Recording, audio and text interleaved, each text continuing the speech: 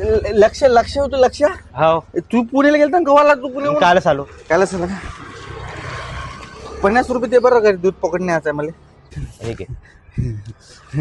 हो हो हो हो मला आहे ना माहिती का 200 रुपयाची गरज आहे. माझ्या पोराची तब्येत चांगली नाही त्याच्या गोड्या न्यायच्या फक्त 200 रुपये पाहिजे मला 200 रुपये. अबे हटले का? किती किती किती खोटा बोलशील.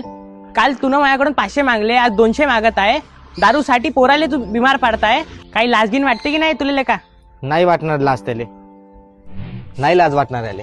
मी पण पहिले असंच दारूसाठी खोटं बोलत होतो, पण वणी येथील संजीवनी व्यसनमुक्ती केंद्र इथे मी 4 महिने राहून आलो आणि माझी पूर्ण तरीकेने दारू सुटली. संजीवनी व्यसनमुक्ती केंद्र, जिथे 100% दारूच्या व्यसनापासून मुक्ती मिळते. भगवान पाचभाई सर हे स्वतः व्यसनाधीन होते. सुरुवातीला त्यांनी स्वतःवर उपचार केला आणि दारू मुक्त झाल्यानंतर समाजातील दारू पीडितांसाठी मदत करावी या उद्देशाने संजीवनी व्यसनमुक्ती केंद्र सुरू केले, ज्यामुळे उपचाराच्या पद्धतीने दारुड्याला मानसिक दृष्ट्या तयार केले जाते. माणसाच्या शरीरातील अल्कोहोल काढण्यासाठी वैद्यकीय उपचार तसेच दारुड्याच्या दारूमुळे त्याच्या कुटुंबात होत असलेल्या अस्ताव्यवस्थेचे कारण समजावून सांगून त्याला जबाबदारीची जाणीव करून दिली जाते. दारुड्याच्या व्यक्तिमत्वामध्ये बदल आणून 90 ते 100 दिवसामध्ये दारूपासून मुक्त केले जाते. या व्यसनमुक्ती केंद्रात राहण्या खाण्याची सर्व व्यवस्था, सोबतच योग, व्यायाम, प्राणायाम, ध्यान, सोबतच मनोरंजनाची सुद्धा व्यवस्था आहे. इथे 150 ते 200 पेशंटची सोय होऊ शकते एवढी मोठी जागा आहे.